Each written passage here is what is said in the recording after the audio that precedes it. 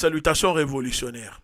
Est-ce que vous êtes au courant que quelque part dans les territoires occupés par la France coloniale, en Martinique, il y a des révoltes populaires légitimes des populations en ce moment? Je suis sûr que non. Tout simplement parce que les médias ont décidé d'invisibiliser la situation en ce moment, le soulèvement populaire, les revendications des peuples martiniquais en Martinique. Alors je me suis dit, puisque j'ai toujours soutenu la lutte martiniquaise, la lutte pour l'émancipation en Martinique, avec mon organisation, la Ligue de défense noire africaine, nous avons mené plusieurs actions. Je me suis toujours déplacé à des manifestations pour apporter mon soutien. À ce niveau, je n'ai rien à prouver. Mais je me suis dit, puisque je suis engagé dans une lutte idéologique, politique pour l'émancipation et l'autodétermination de notre peuple, il est de mon devoir de prendre la parole pour que mes abonnés, ceux qui me suivent, découvrent la terrible histoire qui se déroule en ce moment en Martinique.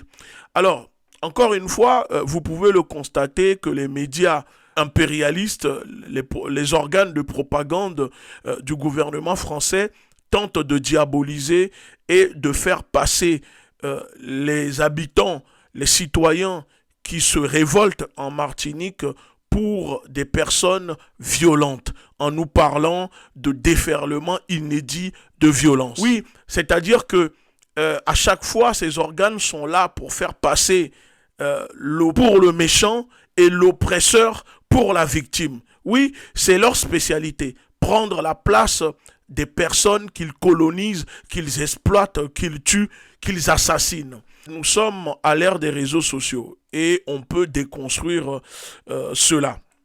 Alors, je vais vous parler concrètement de la situation des revendications en Martinique.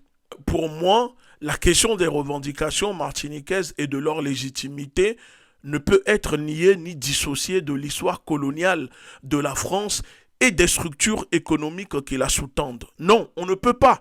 Parce que c'est ce que j'ai l'impression que les médias, que l'État français ou quelques personnes, journalistes, tentent de faire. Le constat est vraiment amer pour ce qui concerne la Martinique. Parce que en ce moment, les populations sont debout parce qu'elles dénoncent la vie chère en Martinique. Mais la vie chère en Martinique est le produit d'un système économique néocolonial où les béquets descendants des colons détiennent encore le pouvoir économique et politique. Dans ce contexte, certaines propositions qui visent à réduire les prix par des subventions d'État pourraient sembler attrayantes, mais pour moi, elles ne font que maintenir le statu quo d'une dépendance envers un système d'exploitation. Et donc, si avec ma vision, mon expérience, je dirais plutôt qu'il faut détruire ce système et non améliorer ce système. Parce que vous savez, l'idée aujourd'hui d'aligner et de réduire les prix à travers des mesures de continuité territoriale pose question. Si les opérateurs économiques qui sont les béquets sont prêts à ajuster leurs marges, cela ne doit pas se faire au détriment de l'autodétermination des Martiniquais. Non, il ne faut pas vendre notre lutte, il ne faut pas oublier que les revendications en Martinique sont souveraines. Donc, au contraire, il est crucial de revendiquer la fin de cette exploitation qui, loin de créer des conditions de vie dignes et honorables, renforce le pouvoir colonial français. Les subventions accordées comme celles pour la culture de la banane ne font que nourrir un cycle de dépendance qui continue à enrichir ceux qui exploitent les ressources naturelles et humaines de la Martinique. Les revendications actuelles semblent s'inscrire dans une lutte pour une égalité qui reste éminemment eurocentrée, selon moi, sans vraiment questionner le fond du problème. Parce que consommer les mêmes produits qu'en métropole Manger la vache qui rit au même prix que les Français en métropole est un souci secondaire dans une colonie qui souffre d'oppression structurelle étatique depuis des décennies.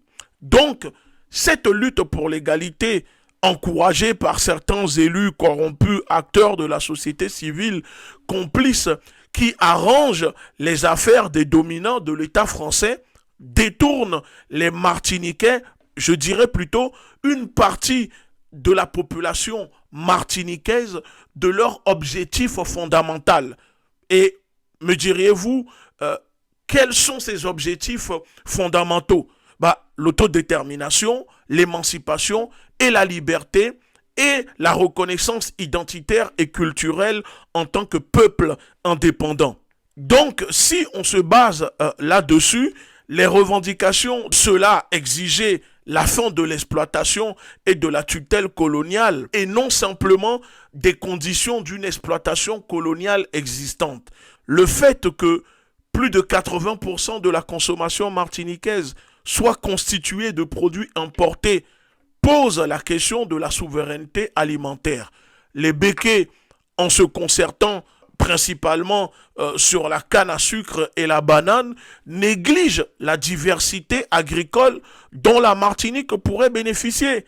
Et c'est dans leur intérêt de faire cela, puisque les terres qui devraient être un levier d'autonomie sont souvent utilisées pour satisfaire les intérêts des colons, contribuant ainsi directement à maintenir le système d'exploitation.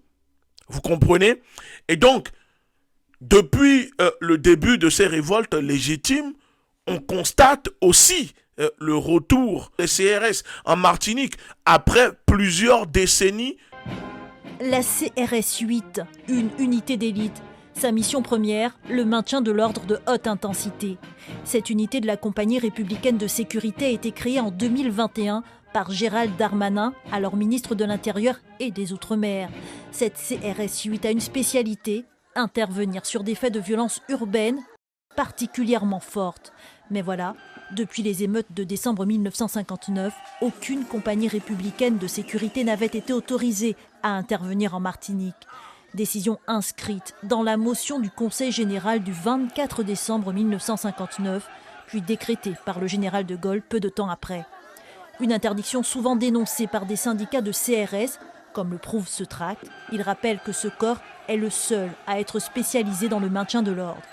65 ans après les émeutes de décembre 59, la CRS 8 arrive en Martinique. Elle viendrait renforcer en urgence le groupe d'appui de nuit. Ce retour souligne l'absence aujourd'hui d'un véritable dialogue et d'une reconnaissance des droits des Martiniquais.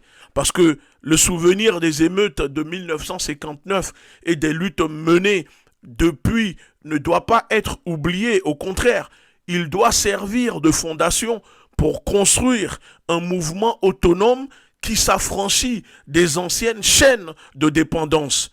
Et pour finir mon décryptage, je dirais en conclusion, les Martiniquais doivent concentrer leurs efforts, non pas sur des revendications qui renforcent le système colonial existant, mais sur une lutte pour l'autodétermination et la souveraineté. Cela implique pour vous de renouveler une véritable indépendance économique, sociale et politique.